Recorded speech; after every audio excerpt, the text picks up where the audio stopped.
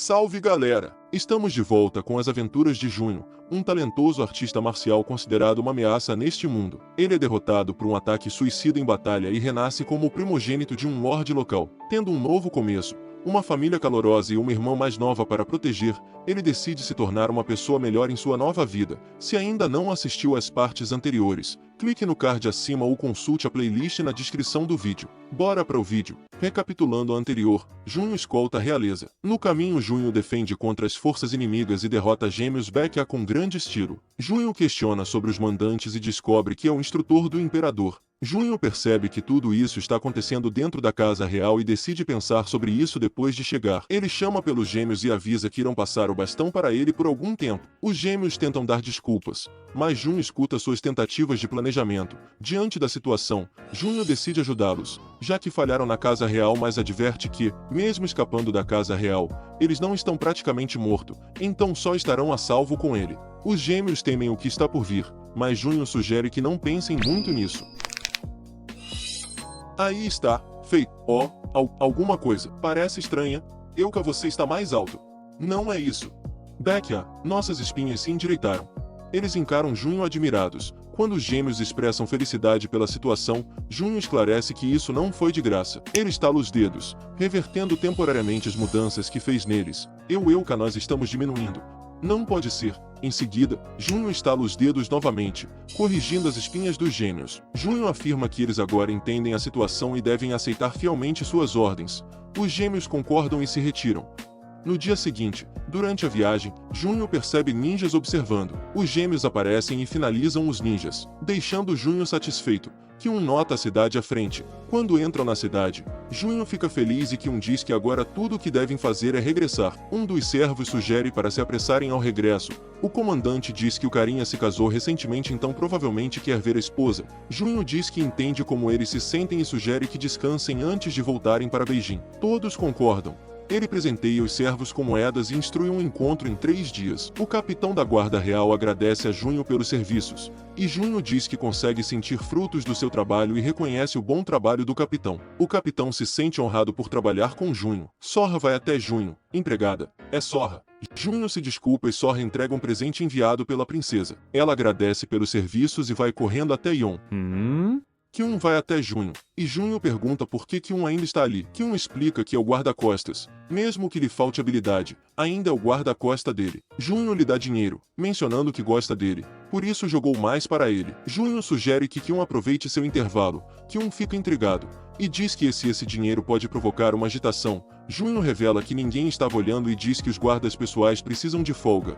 Ele também precisa de alguns dias só para si mesmo. Acrescenta. Kyun fica intrigado, e Junho diz que é um segredo que até mesmo um adulto como Kyun nunca saberia. Ele se despede, deixando Kyun surpreso por Junho ter saído sem ele, e Kyun se questiona sobre o que fazer. Algum tempo depois, Junho avalia a cidade, percebendo diferenças na atmosfera, como a falta de canais e a vivacidade das pessoas deste lado. Ele acha estranho, observando uma casa. É um palácio. Junho supõe que seja a residência do imperador, a cidade proibida. Ele comenta que é um lugar ameaçador e que a princesa terá que enfrentar algumas coisas difíceis. Junho tira o presente que a princesa lhe deu e encontra uma mensagem em forma de enigma, indicando um local de encontro. Ele reclama que ela deveria ter escolhido um jeito mais fácil, mas se conforma, decidindo se divertir primeiro e, se não descobrir, perguntará a ela, e vai dar uma volta pela cidade. À noite, Junho vai até o encontro. Ao chegar lá, ele cumprimenta a recepcionista, supõe que ele seja um viajante. A recepcionista sugere que escolha um lugar de sua preferência,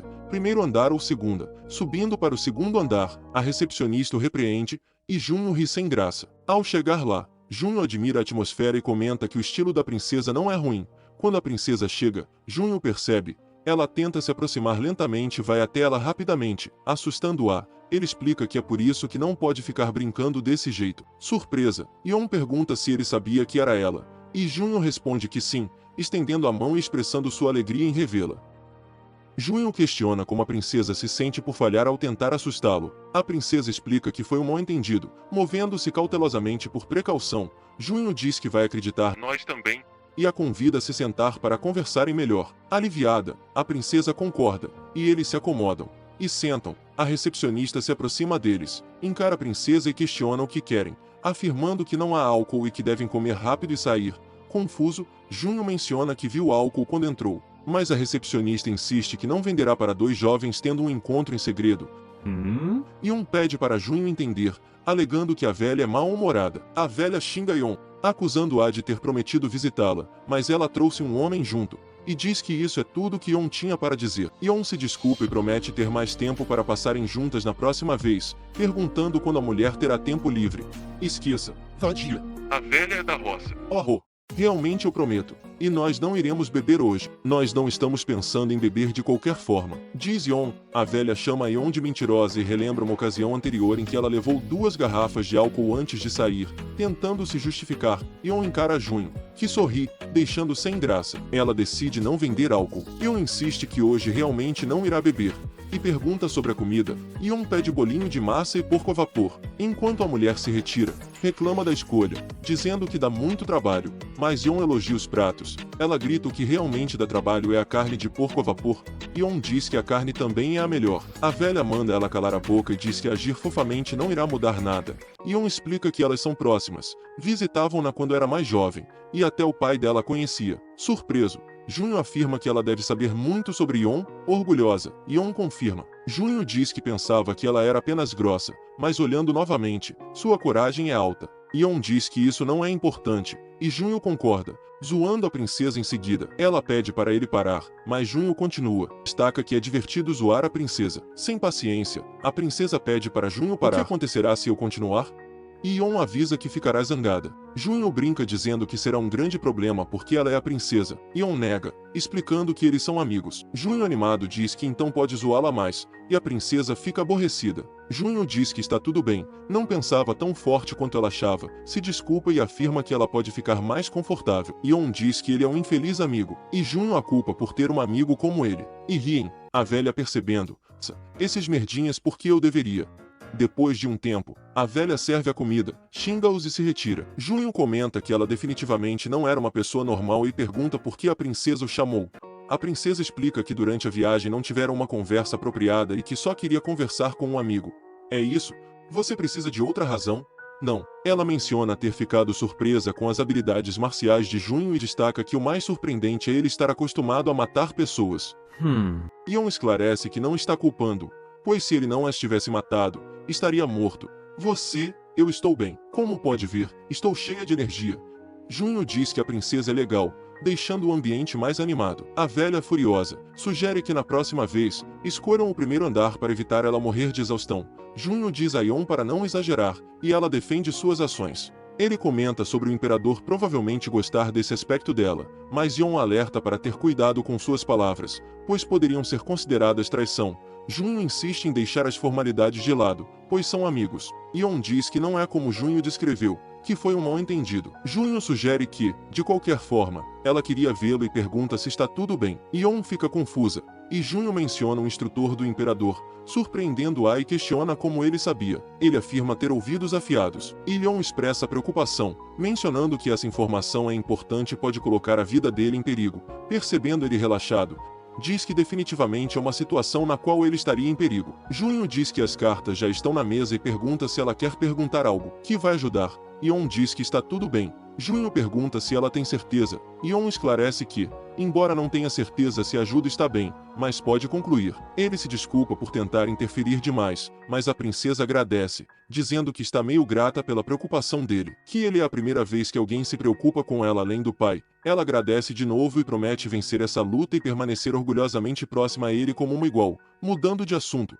Yeon diz que não queria beber, mas está tentador. Junho pergunta se devem, e ela responde que não, pois tem muito o que fazer no dia seguinte, e comenta que ele acabou de se tornar adulto, então não deveria. Junho diz que acabou de se tornar adulto então pode beber. Yeon acha arrogante a afirmação dele. No dia seguinte, Junho pensa sobre a força de Yeon, ofereceu ajuda e ela recusou e se questiona sobre o que deveria fazer. Ele olha para os livros, mas não tem vontade de estudar. Considera ter forçado Yeon a aceitar sua ajuda e pensa que não seria ruim vagar por aí vez ou outra. Os gêmeos chegam com uma mensagem, informando que seu Wang está procurando por Preto. Junho questiona se ele disse seu Wang, e os gêmeos confirmam. O preto diz que está em Beijing. Junho pergunta onde ele disse que estaria, e o branco responde que mencionou que os encontraria antes das 17h30. Junho acha a situação fantástica. Junho muda de assunto e pede aos gêmeos para mudarem a forma como falam, pois isso o incomoda. Eles ficam confusos e questionam como devem falar. Junho decide mudar os nomes deles, já que todo o distrito sabe como são chamados. Os gêmeos mencionam que o mundo provavelmente esqueceu, mas Junho lembra que ele e a guarda real sabem. Ele proíbe que usem seus próprios nomes e decide atribuir novos nomes. Becca não pode se chamar Becca. Junho manda ele não fazer isso. É irritante. Branca fica deprimido. Junho diz que eles estão agindo como crianças. Junho atribui os novos nomes. Becca torna-se Beckno e Euka torna-se Eukno. Os gêmeos não gostam dos novos nomes e alegam que soam como nomes de velhos. Junho diz que eles são velhos, mas eles discordam, argumentando que o coração deles ainda estão nos 20 anos. Junho perde a paciência e ameaça dobrar suas espinhas de volta se não obedecerem. Os gêmeos não gostam da ideia. Junho decide chamá-los de gêmeos Beck e Eukno, e questiona se tem alguma objeção. Eles tentam apelar, mas Junho não dá espaço. Você é muito rigoroso. Estou triste. Calem a boca. Em relação ao contato de seu Wang, Junho diz que se ele entrar em contato, basta acordá-lo. Branco pergunta se ele vai dormir. Junho diz que não tem nada a fazer até lá. Ele os adverte para não fazerem nada de mal. Branco diz que não irão. E o preto dedura o branco, dizendo que ele comeu doce de uma criança há pouco tempo. Junho repreende o branco por furtar o doce de uma criança, ordenando-lhe que compre doces para a criança. Junho promete fazê-los parecerem mais jovens se viverem puramente, e os gêmeos prometem viver puramente. Quando chega a hora, os gêmeos acompanham Junho. Preto afirma, se fizerem isso ninguém os reconhecerá. Branco diz que eles são gênios. Puto. Preto diz que a ideia foi dele, que ele não poderia falar nós. Aborrecido com a atitude dos gêmeos, Junho manda eles calarem a boca. É aqui? Artigos diversos do Batya. Positivo.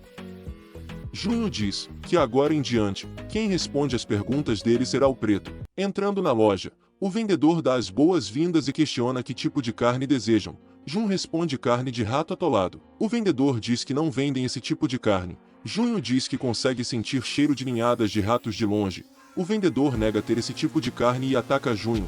Furiosos, os gêmeos entram na frente para defendê-lo, tentando fazer algo. O preto para ele derruba no chão. Junho se aproxima e diz que irá perguntar novamente, que veio comprar carne de rato. Então onde está? O cara tenta cuspir o Junho, mas ele desvia e diz que ele é muito sujo. Junho diz que seria mais convincente se ele apenas o dissesse. Junho analisa o local. Os gêmeos questionam que se podem torturar ele. Junho responde que não. Ele tem um sentimento de quem sabe. Junho começa procurando pelo local e encontra algo. Como?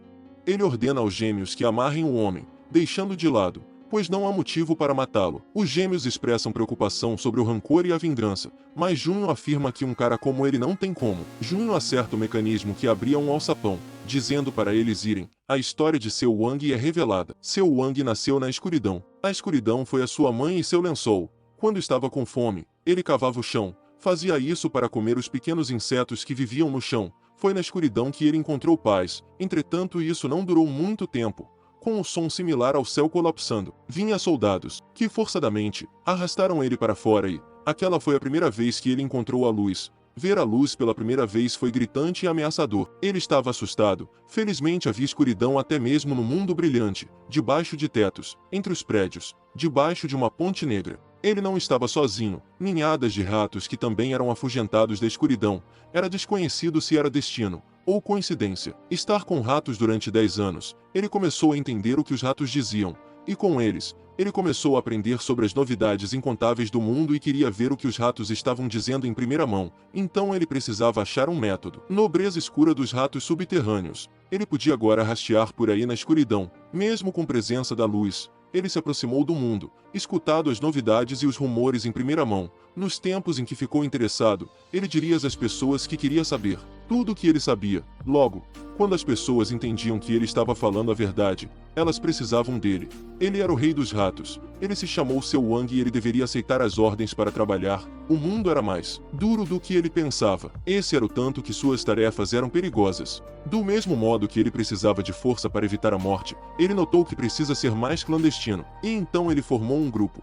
Deste modo, ele novamente se escondeu nas sombras e viver sua vida envolvida com a escuridão do mundo brilhante, rastejando junto da escuridão como o rei dos ratos. Wang percebe que o alçapão foi aberto. Percebe 3 presenças, 2 gêmeos e uma desconhecida. Se pergunta quem será a outra pessoa. Se pergunta se foram atingindo. Chega à conclusão que não, pois o rato de olhos vermelhos já teria informado. Se pergunta se o rato foi atingindo também, ou é lento. Reflete se precisa escapar, tem um buraco de escape, que deve ter tempo, mas percebe o inimigo se aproximando rapidamente e tenta escapar. Junho aparece do nada, percebe ele tentando escapar. Junho segura ele, e tira ele do buraco. O cara tenta se defender, mas falha miseravelmente. Junho xinga ele, e diz que ele tem brinquedos divertido, e questiona se ele já acabou. Percebendo que já, Junho solta ele. O cara se pergunta se pode escapar. Junho diz que consegue escutar ele planejando pelo caminho todo, e diz que já faz um tempo desde o último encontro. Os gêmeos aparecem, explicando que criaram distrações. Wang percebe que os gêmeos estão chamando Junho de mestre. Surpreso, reflete sobre os gêmeos não se submeterem a ninguém e se pergunta quem Junho é. Junho, percebendo ele, diz que é meio difícil saber quem ele é nesse estado. Junho arremessa o homem para o chão, causando um breve flashback em Wang, que acha inacreditável que Junho esteja vivo. Junho afirma que coisas impossíveis é perigoso. Junho chama-o pelo nome, surpreendendo Wang, que pensa que apenas uma pessoa conhecia seu nome, e percebe que Junho é o deus negro da guerra. Junho confirma que é o deus negro da guerra e pergunta por que Wang o traiu. Wang não consegue dar uma resposta e pergunta se Junho realmente está vivo. Junho explica que quase morreu por causa dele. Junho nos pensamentos diz que certa forma, morreu, mas seria difícil de acreditar. Wang pergunta se Junho veio por vingança, se sim está pronto para entregar sua cabeça. Junho percebe mudança nele, mas Wang sente que não mudou. Junho explica que antes, iria fazer de tudo para salvar a própria vida, que foi por essa causa que ele o traiu. Junho explica que de primeiro desprezou bastante, que está bastante ressentido, pois ele também é humano. Samajon, deus da guerra, Junho diz que não podem ser mais amigos, que foi ensinando que nunca pode confiar em alguém que o traiu. Junho revela uma contradição em seus sentimentos, dizendo que não quer confiar em Wang, mas precisa, ainda está vago. Então eu não entendo. Junho diz que de primeira não queria nem ao menos pensar que estava rancoroso, mas deve ser ele. De todos que ele conhece, ele é o melhor para a tarefa. Surpreso, Wang questiona se ele precisa da ajuda dele. Junho responde que sim, então ele nunca irá. Junho, percebendo o que ele quer dizer, diz que não pode confiar nele. Não quer confiar, mas irá confiar nele. Wang questiona o que deve fazer. Junho responde que ele deve fazer o que fazia antes, mas quer que ele comece com algo grande, não ao ponto de se envolver pessoalmente, mas ao ponto de balançar o mundo. Determinado, Wang diz que irá tentar dar o seu melhor enquanto viver. Junho questiona se ele está dizendo que é impossível. Wang reflete sobre o assunto e diz que irá fazer. Se Junho quer, fará. Pensa Wang. Junho diz que sabe o que ele está pensando, mas não está planejando matar. Mudando de assunto, Junho pergunta se ele sabe o nome dele. Wang menciona o nome de sua vida passada. Basicamente é o mesmo nome. Junho pergunta se ele conhece Manqueonjang, e Junho percebe que ele sabe bastante. Junho afirma que então ele já sabe sobre a grande criança da Manqueon. Wang demonstra conhecer ele e até mesmo a irmã, revelando os nomes. Wang percebe que Junho herdou o mesmo nome. Junho diz que ele está certo. Considerando a inteligência do Wang, Junho afirma que agora irá entender que isso requer que ele ponha a vida dele em risco. Nos pensamentos, Wang conclui que pode valer a pena, já que se trata da Manqueon. Junho percebe que ele entendeu, e diz que vai lhe dizer o que fazer para refazer os erros dele. Junho diz para ele viver até o final. Viva o resto da sua vida pelo meu bem. Wang percebe que dessa maneira será escravo, e questiona se Junho deseja isso. Junho diz para ele entender do jeito que quer. Wang decide se tornar escravo de Junho. Junho aceita e diz que a comunicação será da mesma forma que antes. Caraca, mano, esse rato é um ninja. Junho ordena para ele começar com o trabalho e se precisar de algo, pode usar o nome Manqueonjang para conseguir, e se for algo sério, deve contactá-lo. Wang concorda. Junho repete que não confia nele e vai embora. Percebendo que Junho saiu, ele cai de joelho e fica aliviado por Junho estar vivo, e diz que nunca mais irá o trair, nunca mais irá viver de arrependimento. A cena muda para Junho, que pergunta se pareceu malvado. Os gêmeos não respondem e perguntam o que devem dizer. Junho fala que foi mal, especialmente no final. Os gêmeos concordam. Junho pergunta por que Branco abriu a boca, que somente autorizou Preto para responder. Branco entra em pânico, mas Junho esclarece que estava apenas brincando. Era outra piada malvada. Junho se desculpa e explica que está se sentindo estranho. Por isso está implicando com eles. Os gêmeos ficam surpresos com a declaração de Junho e se perguntam se ele é mesmo o deus da guerra. Junho percebe que eles estão pensando demais, e diz que sabe o que eles estão pensando, então vai mostrar para eles em primeira mão. Os gêmeos ficam intrigados, e Junho explica que ele ainda é a mesma pessoa, sugerindo que eles pensem se os pensamentos podem mudar alguém. Mudando de assunto, Junho pede para os gêmeos ajudarem Wang por algum tempo. Os gêmeos perguntam como eles podem ajudar. Junho explica que eles devem proteger e lutar. Branco pergunta se não é perigoso. Junho diz se for perigoso, é só chamar. E se vai? Branco pergunta se ele realmente é o deus negro da guerra. Preto diz que se não for deus negro da guerra não iria fazer sentido. Explica que eles são habilidosos o suficiente para não serem derrotados por qualquer um. E o Wang não é alguém que é pego tão facilmente. Os gêmeos acham incrível que dessa vez escolheram certo. Eles ficam animados por fazer parte do grupo, que tiveram muita sorte. Junho diz que Wang passará por algumas dificuldades. Nos pensamentos diz que ainda está um pouco irritado, e acha que deveria ficar preocupado como chamou de amigo. E se lembra da princesa, que também tem mais uma pessoa, se pergunta se são amigos. Que aparece, e Junho conclui que ele é seu amigo. Que acha coincidência encontrá-lo. Junho diz que não foi coincidência, deixando que confuso. Nos pensamentos Junho diz que seguiu o que de que Junho pergunta se ele está curtindo a folga. Que diz que não foi ruim, que o lugar tem várias coisas interessantes, então foi divertido. Junho acha que ele não está aproveitando, mas que está gostando da folga. Junho pergunta se ele tem trabalho para amanhã de manhã, que diz que não tem nada em mente. Se ele quiser, podem caminhar juntos, que encontrou uma pousada cozinha de Sichuan ontem. Que explica que é uma refeição única que faz a boca queimar por dentro, mas realmente quer mostrar como é gostoso. Junho pergunta se quer que experimente a comida mais apimentada do mundo. É exatamente isso. Hehehe. Você é astuto, Kyongo. Não tanto como você, jovem mestre. Bem, sim. Eu sou bastante excessivo. Junho pergunta a se são amigos, deixando surpreso com a pergunta. A cena se torna constrangedora para Junho e Junho deixa o assunto de lado, pedindo para guiá-lo até a pousada. Diz que não tem certeza, mas ele é tão inteligente que às vezes se esquece como ele realmente é. Não sabe se pode ousar dizer isso, mas o seu coração pensa desse jeito, que se tivesse um amigo de infância. Junho não aguenta com a declaração de e foge. Junho acha arrogante. Como poderia dizer isso tão facilmente?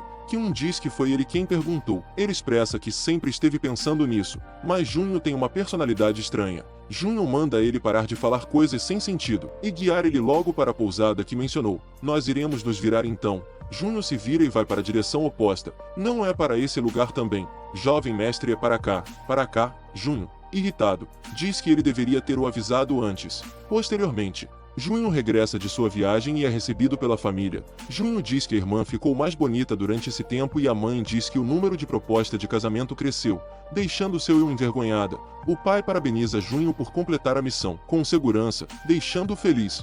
O vídeo vai ficando por aqui. Não se esqueça de se inscrever no canal se não é inscrito. Se curtiu, deixa o seu like e comenta se quer a continuação da obra. Obrigado por assistir. Até o próximo vídeo.